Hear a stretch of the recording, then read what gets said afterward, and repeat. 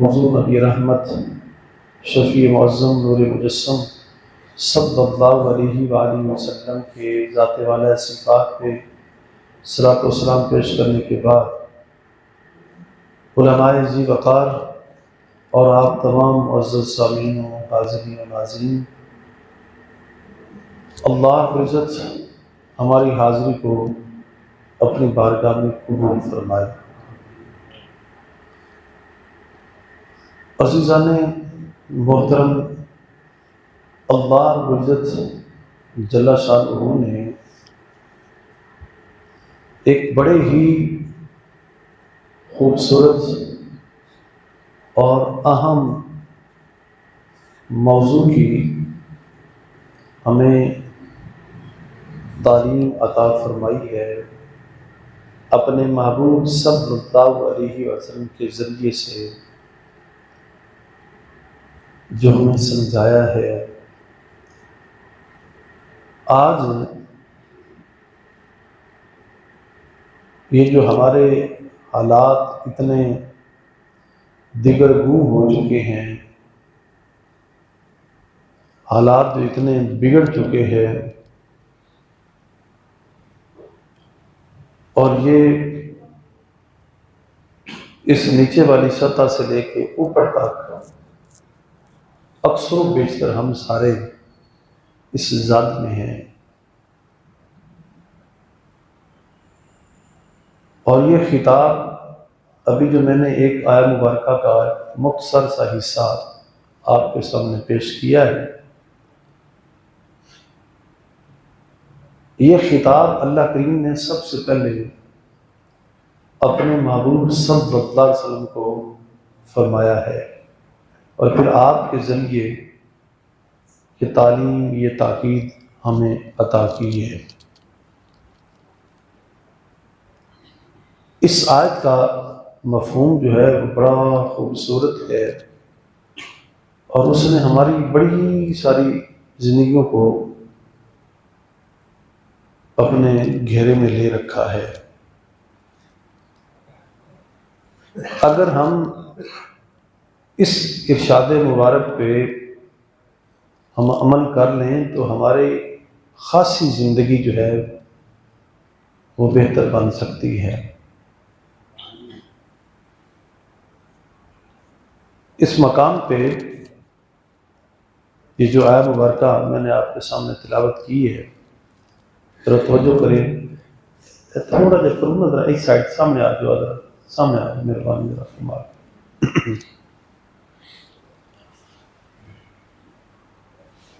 اللہ رب العزت جل شانہ نے فرمایا وَاصْبِرْ نَفْسَكَ مَعَ الَّذِينَ يَدْعُونَ،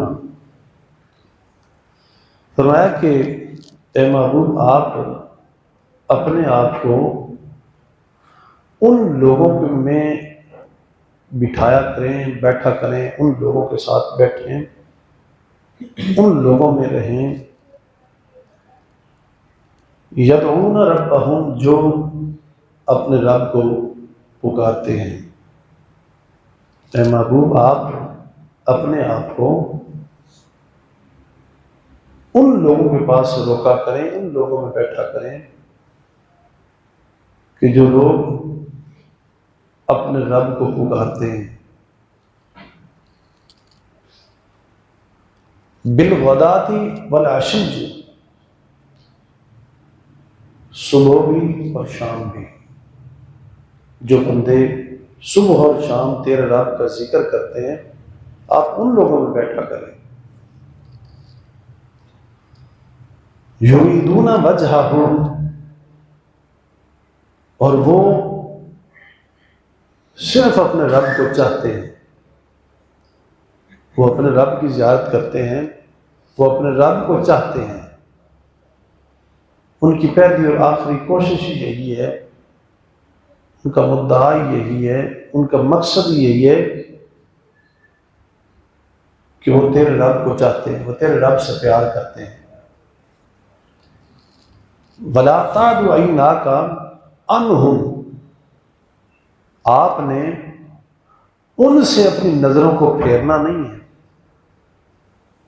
اے محبوب آپ نے وہ بندے جو صبح و شام تیرے رب کا ذکر کرتے اور صرف تیرے رب کو ہی چاہتے ہیں، ان سے آپ نے اپنی نظروں کو پھیرنا نہیں ہے۔ ترید زینت الحیات الدنیا، ان بندوں کے پیچھے لگ کے جو دنیا کی زیب و زینت کو چاہتے ہیں۔ ولا تطع من اغفلنا قلبہ عن ذکرنا، اور ان بندوں کی بھی اطاعت، ان لوگوں کے پیچھے بھی نہیں چلنا جن کے دلوں کو ہم نے اپنی یاد سے غافل کر دیا ہے۔ واتبع ہواہ وکان امرہ فرطا، اور جن لوگوں نے اپنی نفسانی خواہشات، بری گندی بھیڑی خواہشوں کے پیچھے جو چل پڑے، ان کا تو معاملہ ہی بڑا گندا ہے، ان کا معاملہ ہی بڑا آگے۔ اب یہ آیا مبارکہ کا میں نے سادہ سادہ ذرا مفہوم آپ کے سامنے رکھا ہے۔ سب سے پہلے فرمایا کہ اے معبود، آپ ان لوگوں کے اندر اپنے آپ کو روک کے رکھیں، ان میں بیٹھیں جو صبح و شام تیرے رب کا ذکر کرتے ہیں، جو اسے ہر وقت اسی کو پکارتے ہیں، اور جن کی کوشش ہی یہی ہے، جو ہر وقت تیرے رب کو چاہتے ہیں، جو تیرے رب سے پیار کرتے ہیں۔ یہ آیت مبارکہ، اس کا جو شان نزول ہے، ایک قرآن مجید کا یہ مقام اور ایک پیچھے سورہ انعام کے اندر ایک مقام ہے۔ سورہ انعام کی 52 نمبر آیت، وہاں بھی اور یہاں سورہ کہف کی 28 نمبر آیت، یہ دونوں مقاموں پہ ایک جیسا مفہوم چلا ہے، ایک جیسے احکام جاری ہوئے ہیں، اور حکم یہ دیا گیا، اس کا جو شان نزول ہے حدیث پاک میں آتا ہے، قریش کے بڑے بڑے کفار و مشرکین جو تھے نا، بڑے بڑے ٹھاڑے، جو اہل قریش میں، عرب میں بہت بڑا قبیلہ اور خاندان تھا قریش، بہت بڑا جانا مانا جاتا تھا، بڑا نام تھا قریش کا۔ اس کے اندر جو بڑے بڑے ان کے بندے تھے، بڑے بڑے نام والے، جو کافر بھی تھے، مشرک بھی تھے، انہوں نے ہر حوالے اسلام کو توڑنے کی، چھوڑنے کی کوشش کی، اسلام کو روکنے کی کوشش کی۔ جب ان سے اسلام روکا نہ گیا، دین تھما نہ گیا ان سے، تو پھر وہ مجبور ہو گئے اور انہوں نے سوچا اسلام لے آئیں، دین کو قبول کریں۔ ان میں سے کچھ بندے سرکار کے پاس آئے اور آ کے کہنے لگے کہ اے اللہ کے رسول، ہم دین کو ماننا چاہتے ہیں، قبول کرنا چاہتے ہیں، لیکن ہماری ایک شرط ہے، اور وہ شرط یہ ہے کہ جب ہم آئیں نا، ہم دیکھتے ہیں کہ آپ کے پاس نا، ارد گرد آپ کے پاس بڑے غریب اور مسکین یہ بندے بیٹھے ہوتے ہیں، ان کے بال اٹے ہوتے ہیں، کپڑے پھٹے ہوتے ہیں، ہم مکے کے بہت بڑے چودھری ہیں، ہمارا ایک نام ہے، ہمارا ایک نسب ہے، ہمارا ایک معیار ہے، ہم دین کو، اسلام کو قبول تو کر لیں گے، لیکن شرط یہ کہ جب ہم آئیں نا، اس وقت یہ بندے آپ کے پاس نہ ہوں، اس وقت آپ انہیں اٹھا دیا کریں، یہ سائڈ پہ ہو۔ ان کے پاس بیٹھے ہوئے نا ہمارا وہ معیار نہیں رہتا۔ اب میں جس انداز میں نے یہ آپ کو آیا مبارکہ کا مفہوم سنایا، شان نزول سنا رہا ہوں، میں امید کرتا ہوں آپ کو میری بات سمجھ آ رہی ہوگی کہ حدیث پاک کا مفہوم کیا ہے۔ جیسے میں نے یہ مفہوم آپ کو بیان کیا ہے، آج بھی مجھے بتائیں ہمارے علاقے میں، حلقے میں اور پاکستان میں دور دراز ایسی بو ہے نا، ایسی ٹور ٹپا، ایسا معیار یعنی ہے نا، ذہن میں رکھتے ہیں ذرا، بڑی بو، جو بڑے بڑے وڈیرے، جو بڑے بڑے ملک رانی چودھری بڑے وڈیرے جو ہیں، وہ یہ ذہن میں ان کے خناس چھپا ہوتا ہے۔ جو دین سے دور لوگ ہوتے ہیں ان کے اندر یہ خناس ہمیشہ موجود رہتا ہے، کہ وہ چاہتے ہیں کہ اگر کبھی کبھار اگر دین کے قریب بھی آئے نا تو وہاں بھی ہماری نا ٹور ہونی چاہیے، ان کے اندر بھی ہمارا سکھا چلنا چاہیے، وہاں بھی ہم ہوں۔ میں یہ آپ کو اس لیے آج کا یہ موضوع جو میں نے آپ کے سامنے رکھا ہے، اس سے جو چند باتیں آپ کے سامنے پیش کر رہا ہوں قرآن و سنت کی روشنی میں، اس کی تفصیل میں ذرا، جیسے یہ آیات مقدسات اس وقت صحابہ رضوان اللہ علیہم اجمعین کے حق میں آئی تھی، جیسے ان کے لیے قابل عمل تھیں، ویسے یہ آیتیں آج ہم سے بھی یہ تقاضا کرتی ہیں کہ ہم بھی اپنے ذہنوں کو، اپنی نیتوں کو، اپنے گمانوں کو، ارادوں کو صحیح کریں۔ یاد رکھیں، جیسے یہ آیتیں کفار قریش کے لیے آئی تھیں، ویسے ہی یہ آج یہ ہم سے بھی تقاضا کرتی ہیں۔ اگر ہماری طبیعت کے اندر، اگر ہمارے توجہ کے اندر بھی اگر میل آئی نا، تو یاد رکھنا ہم بھی ان کے صفوں میں اٹھیں گے۔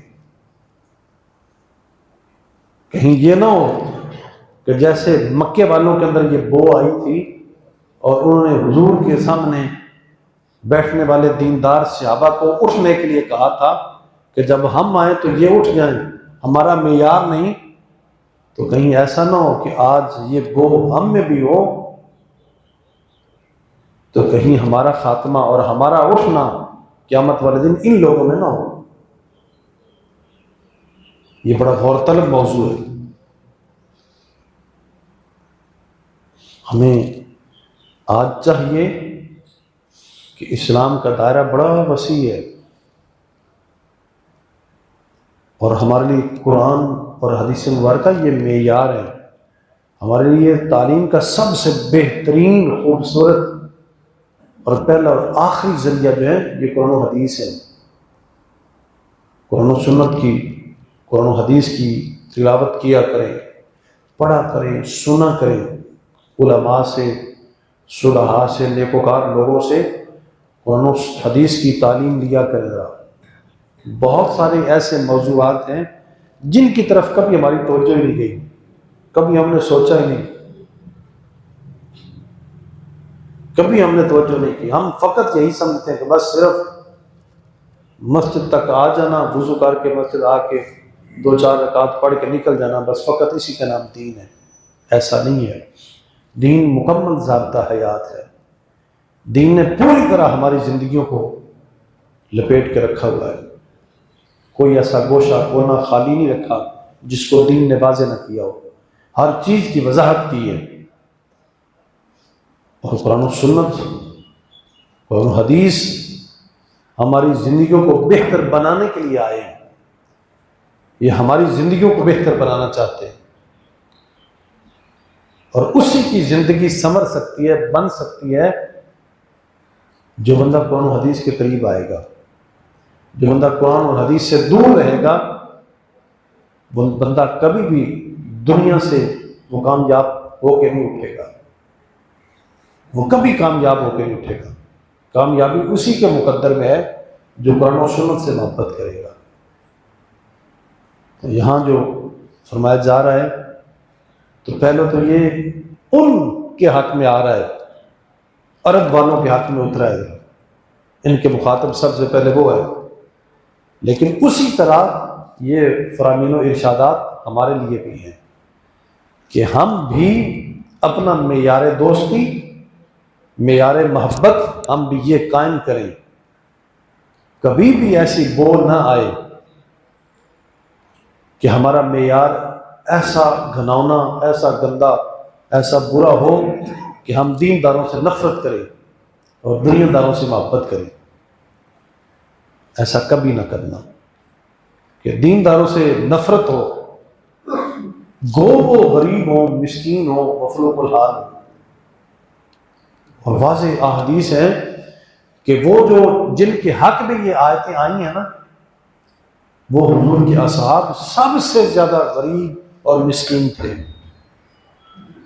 صفا کے چبوترے پہ بیٹھنے والے صحابہ ہیں، اور دور دراز سے اپنے وطنوں کو، گھروں کو چھوڑ کے آئے ہیں، جن میں نام کتابوں میں آیا ہے. حضرت خباب ہیں، حضرت عمار بن یاسر ہیں، حضرت بلال حبشی ہیں، حضرت صہیب رومی ہیں، حضرت سلمان فارسی ہیں. یہ چند نام یعنی جن کے منظر عام پہ ہیں. تو یہ صحابہ تھے جو ہر وقت چبوترے پہ بیٹھے ہوتے تھے، اور جب سرکار آتے تو یہ تب بھی ذکر میں مصروف رہتے. حضور اٹھ جاتے تو تب بھی ان کی مصروفیت صرف اللہ اللہ تھی.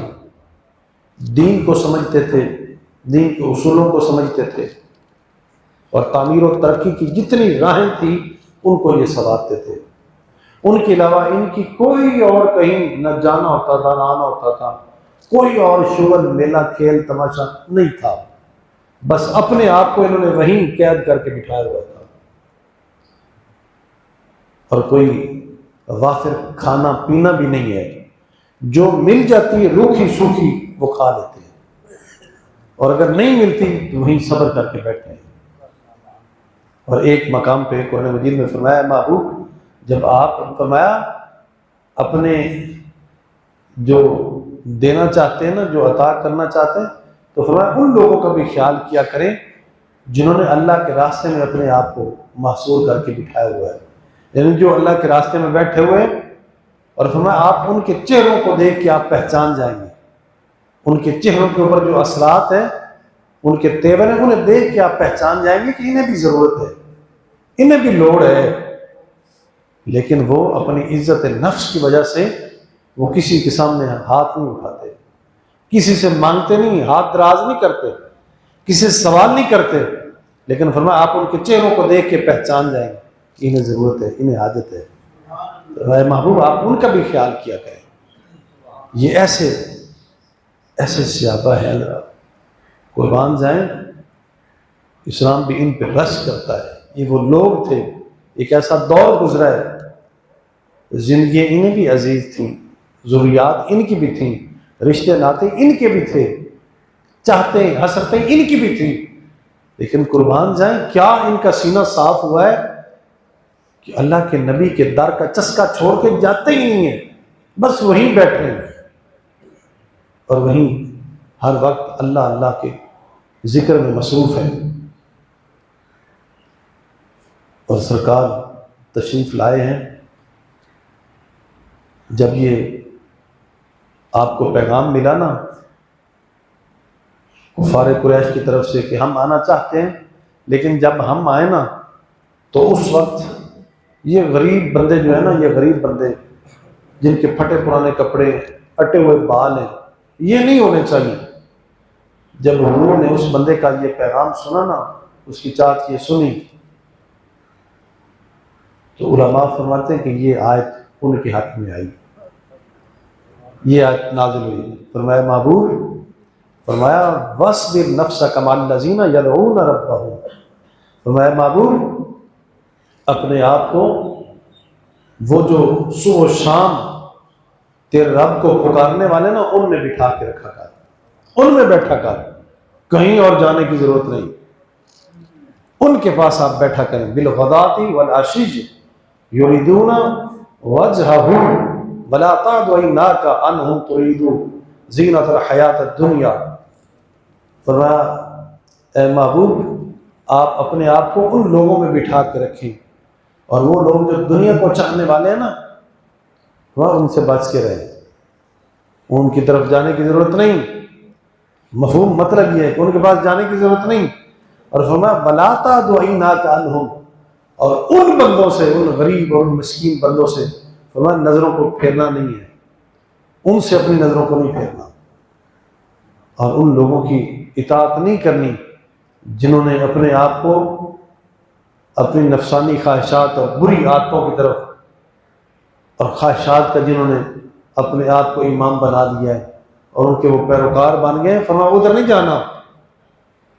تو خاص ان مسکینوں اور ان غریبوں کے حق میں یہ آیت اتری، فرمایا جو صبح و شام تیرے رب کا ذکر کر رہے ہیں اپنے آپ کو میں بٹھا کے رکھ۔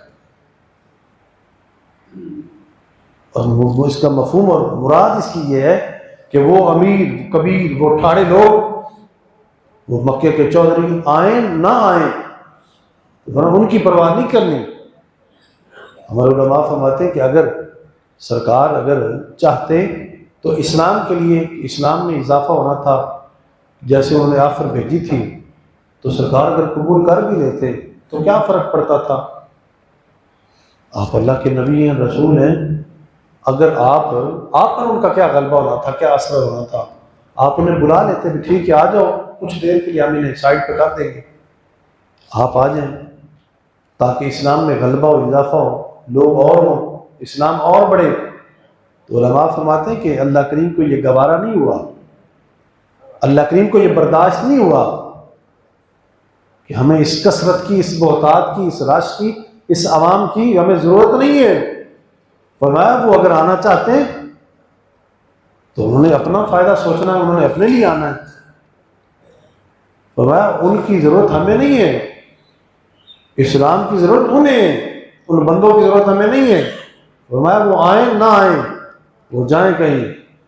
فرمایا آپ نے یہ جو آپ کے غرباء مسکین، یہ جو سیابہ جو آپ سے محبت کرتے ہیں، فرمایا ان کو دور نہیں کرنا، آپ نے اپنے آپ کو ان میں بٹھا کے رکھنا، ان کی تاکید کی ہے۔ اور یہ مثالیں قربان جائیں، یہ مثالیں ہمیں حضور سے محبت، اللہ جل شانہ سے محبت اور اس سے محبت کرنے والے لوگوں کا معیار جو ہے نا، ہم اہل بیت و اطہار کو دیکھیں تو نظر آتا ہے۔ جناب صحابہ رضوان اللہ علیہم اجمعین کی مبارک زندگیوں کو دیکھیں نا تو ہمیں یہ نظر آتا ہے کہ کیسے عملی نمونے انہوں نے پہنائے، ان آیتوں کی مصداق کیسے بنے، کیسی مضبوط زندگی ہیں ان کی، کیسی خوبصورت زندگی ہیں۔ خالی پھوکے نعرے نہیں ہیں، خالی پھوکے نعرے نہیں ہیں کہ غلام ہیں، غلام ہیں، رسول کے غلام ہیں، غلام ہیں، غلام ہیں، رسول کے غلام ہیں۔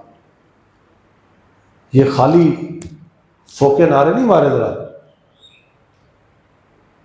خالی پھوکے نعرے نہیں مارے، سنجیدی مرشدی یا نبی یا نبی، غلام ہے، غلام ہے، رسول کے غلام ہیں۔ جیسے یہ آج کل ہم نعرے لگاتے ہیں نا، قربان جائے، یہ نعرے ہم بھی لگا رہے ہیں۔ اللہ کریم ان نعروں کی برکت ہمیں دے، اور یہ جو ان نعروں کے جو تقاضے ہیں ان تقاضوں کو پورا کرنے کے اللہ کریم ہمیں توفیق دے۔ لیکن قربان جائے وہ صحابہ، وہ ان نعروں کے وہ مصداق تھے، ان کی زبانوں پہ نعرے جٹتے تھے، اور ان نعروں کو انہوں نے ان نعروں کی پاسداری کی ہے۔ زبان سے باتیں کلمات نکلے نا تو کر کے دکھائے۔ یہ حضور کے صحابہ، حضور کے اہل بیت و اطہار۔ حدیث پاک میں آتا ہے کہ ابو سفیان اسلام لانے سے پہلے، ابو سفیان کی صاحبزادی حضرت سیدہ ام حبیبہ رضی اللہ تعالیٰ عنہا حضور کے حرم میں ہیں۔ ابو سفیان کی بیٹی ہیں سرکار کے حرم میں، حضور کی بیوی ہیں رضی اللہ عنہا۔ تو اسلام لانے سے پہلے، بعد میں آپ اسلام لے آئے حضرت ابو سفیان رضی اللہ تعالیٰ عنہ، اسلام لانے سے پہلے آپ کی بیٹی ام حبیبہ سرکار کے حرم میں گھر میں بیٹھی ہوئی ہیں آپ، تو آپ ملنے کے لیے ایک دن ابو سفیان آیا اسلام لانے سے پہلے۔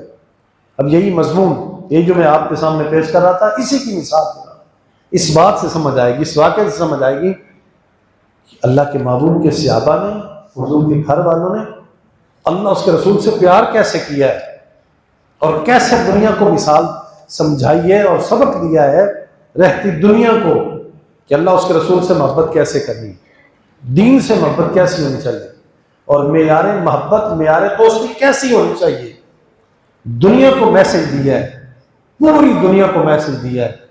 حضرت ام حبیبہ گھر پہ ہیں، دستک آئی دروازے پہ، ابو سفیان دروازے پہ آئے، آپ گئی نے جا کے دروازہ کھولا، پوچھا کون؟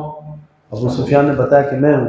آپ نے دروازہ کھولا، آپ آگے آئے، آپ آگے کھڑے ہیں تو جلدی سے صاحبزادی جناب سیدہ ام حبیبہ آپ دوڑ کے جو حضور کا بستر بچھا ہوا تھا آپ نے جلدی سے اسے لپیٹ کے اس کو اوپر رکھا۔ ابو سفیان دیکھ رہا ہے، اس نے کہا بیٹی کوئی بات نہیں، کوئی بات نہیں، یہ بستر جیسا بھی ہے میں بیٹھ جاؤں گا اس بستر کے اوپر۔ مکے کا بڑا سارا چودھری ہے، بڑا امیر کبیر آدمی ہے ابو سفیان، اس نے کوئی بات نہیں بیٹا میں بیٹھ جاؤں گا اسی کے اوپر۔ اب لفظ سنیں، جواب سنیں حضرت سیدہ کی، آپ واپس پلٹی نا، اس کا جو ابو سفیان نے کہا تھا نا کہ کوئی بات نہیں میں اسی بستر پہ بیٹھ جاؤں گا، اس کا خیال یہ تھا کہ یہ بستر ہلکا ہے، گلا سڑا ہوا ہے تو کوئی بات نہیں، میں وہ اسی کے اوپر میں گزارا کروں گا، بیٹھ جاؤں گا۔ لیکن جواب میں حضرت سیدہ بس اپنے اس جواب میں اتنے سارے بول میں نا پوری دنیا کو یہ ایک پیغام دیا ہے، اے اہل اسلام، اے اہل ایمان، اللہ اس کے رسول سے محبت ہو تو یوں ہو، یوں اس انداز میں ہو۔ حضرت سیدہ مڑی فرمایا بابا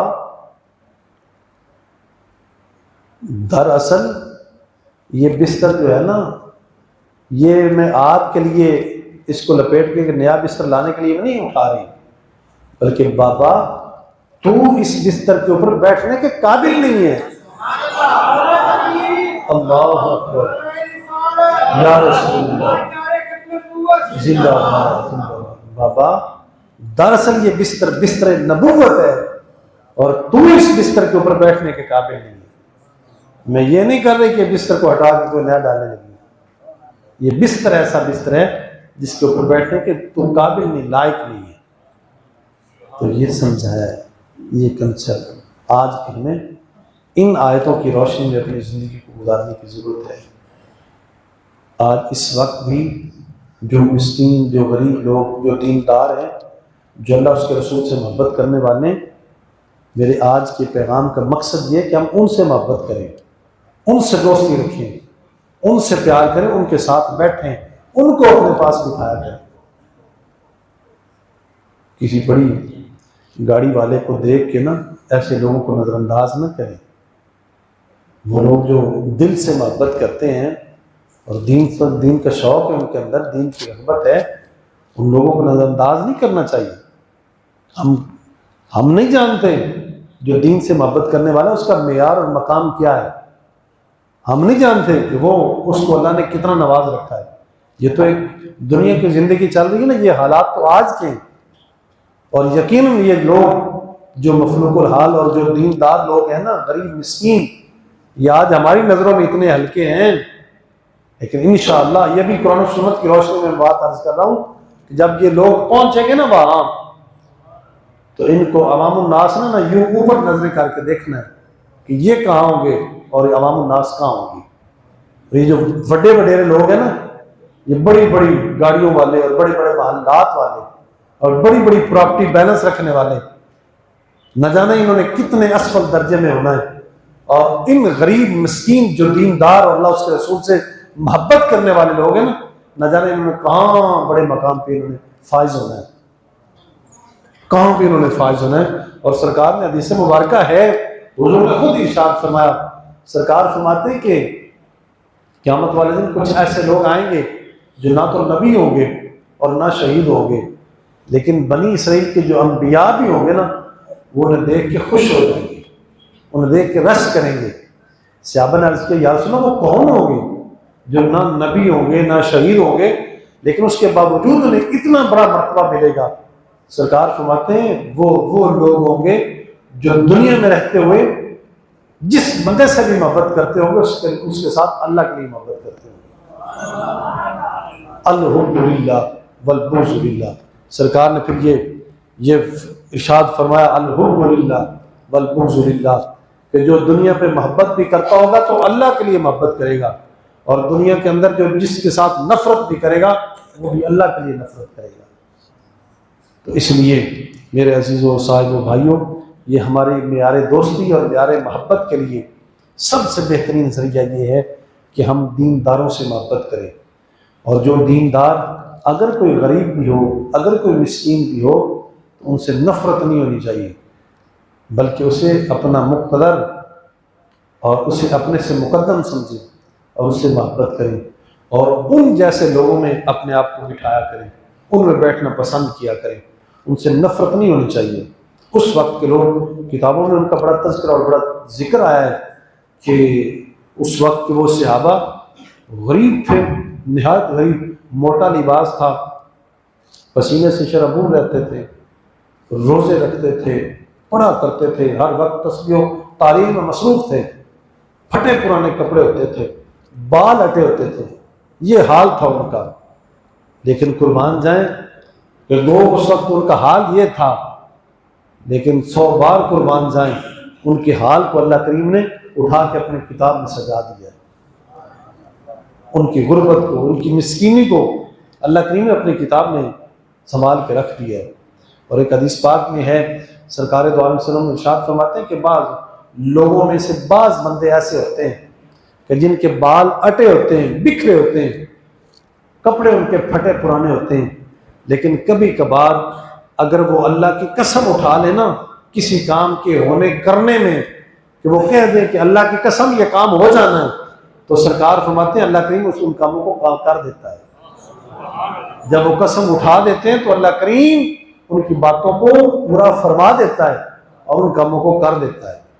تو لہٰذا یوں دیکھ کے کسی سے نفرت نہیں ہونی چاہیے، یوں ہی دیکھ کے آپ یا دیکھیں تو انہیں جو ہے آپ نظر انداز کریں، انہیں آپ اگنور کریں اور ان کو آپ سائڈ پہ کر کے آپ یوں آگے نکل جائیں، تو یہ مناسب نہیں ہے۔ غرباء کی، مسکینوں کی، جو دین سے رغبت رکھنے والے، جو دین سے محبت کرنے والے، جو دیندار ہیں، ان سے پیار کرو۔ ایسا بعض دفعہ ایسا بھی ہوتا ہے کہ انجانے میں ہم نہیں جانتے، تو پتہ نہیں اس مسکینی میں، اس غربت میں وہ چھپا ہوا، اس گودڑی میں لکھا ہوا نہ جانے وہ کون ہے آدمی، وہ جسے ہم اپنی نظروں میں، جسے ہم بڑا ہی ہلکا جانیں، ہو سکتا ہے وہ وقت کا سکندر ہو سکتا ہے کہ وہ وقت کا شاہ ہو۔ تو لہٰذا اس لیے ہمارا معیار دوستی اور معیار محبت جو ہے وہ اللہ، اس کے رسول کی محبت اور اس کا دین ہونا چاہیے۔ اللہ کریم ہم سب کو یہ جو چند ملفوظات میں نے آپ کے سامنے پیش کیے ہیں، ہمیں عمل کرنے کی توفیق عطا فرمائے۔ وآخر دعوانا الحمدللہ رب العالمین وما علینا الا البلاغ۔